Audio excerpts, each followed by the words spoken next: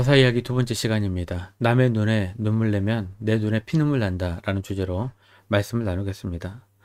사사기 1장은 이스라엘 역사상 가장 불안하고 혼란스러운 시기를 배경으로 합니다. 1절 상반절에 보면 여호수아가 죽은 후에 라고 말씀이 시작합니다.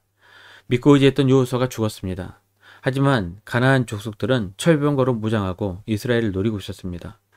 이때 이스라엘 자손들 하나님께 묻습니다. 우리 가운데 누가 먼저 올라가서 가나안 족속과 싸우리이까? 이 질문은 오늘날 우리의 질문이기도 합니다.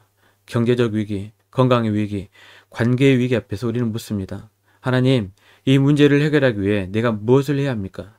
누가 나를 도와줄 수 있겠습니까? 오늘 본문은 이 질문에 대해 하나님께 주시는 두 가지 상반된 인생의 모델을 함께 보여주십니다. 첫 번째 모델입니다. 유다의 모델입니다. 강한 자가 약한 자의 손을 잡는 모습입니다.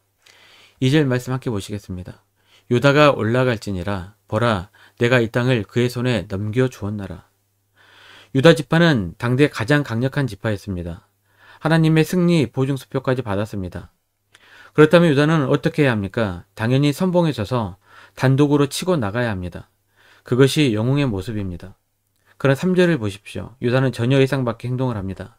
3절 상반절입니다. 유다가 그의 형제 시므온에게 이르되 내가 집이 뽑아 얻은 땅에 나와 함께 올라가서 가나안 족속과 싸우자. 혈연적으로 따지면 시므온은 유다의 형입니다. 하지만 당시 시므온 지파의 위상은 형편없었습니다. 그들은 유다 지파 영토 안에 새빵살이하듯이 끼어 사는 아주 작고 미약한 지파로 전락해 있었습니다. 세상의 논리라면 힘 있는 동생이 힘없는 형을 무시하거나 형님은 뒤에 계십시오 라고 배제했을 것입니다. 그러나 유다는 형 시므온에게 정중히 손을 내밉니다. 함께 가자고 요청합니다. 히브리어로 유다는 찬양이라는 뜻이고 시므온은 들으심이라는 뜻입니다. 이것을 해석해 보면 찬양이 들으심과 함께 연합하고 있는 것입니다. 유다는 알았습니다. 아무리 하나님의 약속이 있어도 독불장군처럼 혼자 나가는 것이 아니라 비록 약해 보이는 형제라도 그 손을 잡고 연합할 때 하나님의 능력이 온전히 임한다는 것을 말입니다. 사랑하는 성도 여러분, 이것이 교회의 원리입니다. 하나님은 강한 자가 약한 자의 짐을 나누어지기를 원하십니다. 유다가 시므온의 손을 잡았을 때 그들은 비로소 배색으로 올라갈 용기를 얻었고 대승을 거둘 수 있었습니다. 여러분의 인생 전쟁터에서 혼자 싸우려고 하지 마십시오. 내 곁에 있는 시므온, 비록 작아 보이고 약해 보이는 지체일지라도 그들과 손을 잡으십시오. 그때 하나님께서 약속하신 승리가 현실이 될 줄로 믿습니다. 두 번째 모델입니다. 아도니 베색이라는 인물입니다.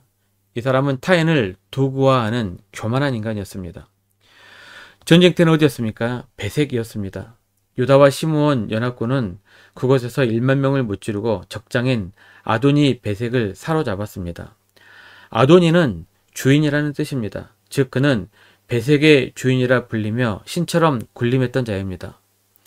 그가 잡혔을 때 이스라엘 군대는 그의 엄지손가락과 엄지발가락을 자르는 형벌을 내립니다.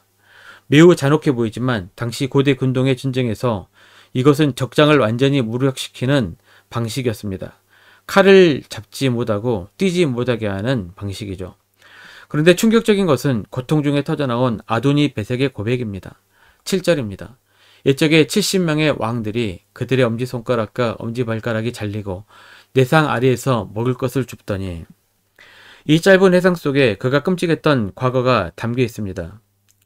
정복전쟁을 치르는 긴 세월 동안 왕 한 사람을 잡아다가 손을 잘라 식탁 밑에서 두고 조롱하다가 그가 죽으면 또 다른 왕을 잡아와 그 자리를 취했을 것입니다.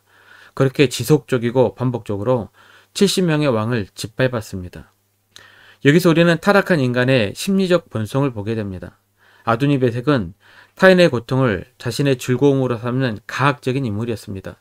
그는 식탁 아래에서 기어다니는 왕들을 보며 나는 너희와 다르다. 나는 영원하다. 이런 병적인 우울감에 취해 살았습니다. 성도 여러분, 이것이 남의 이야기일 뿐일까요? 우리 안에는 이런 아도니 베색과 같은 성품이 있지는 않을까요?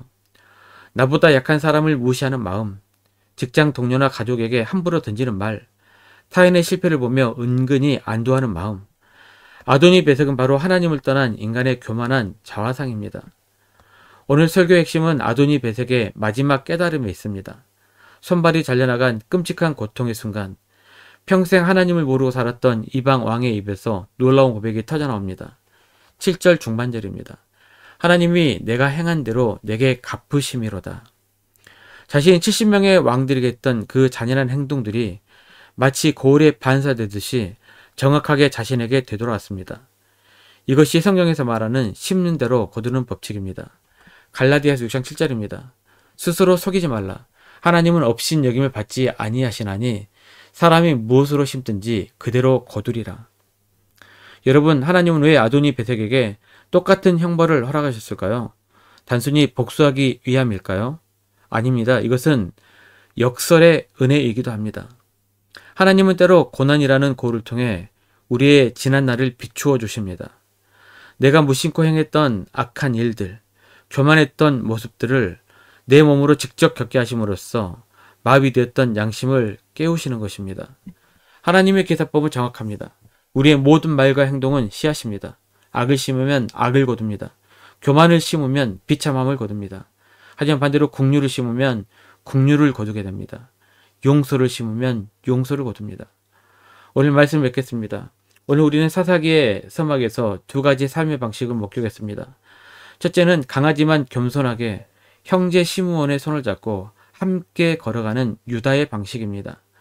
둘째는 아도니 베색의 방식입니다. 그 끝은 결국 자신이 심은 대로 거두는 파멸이었습니다.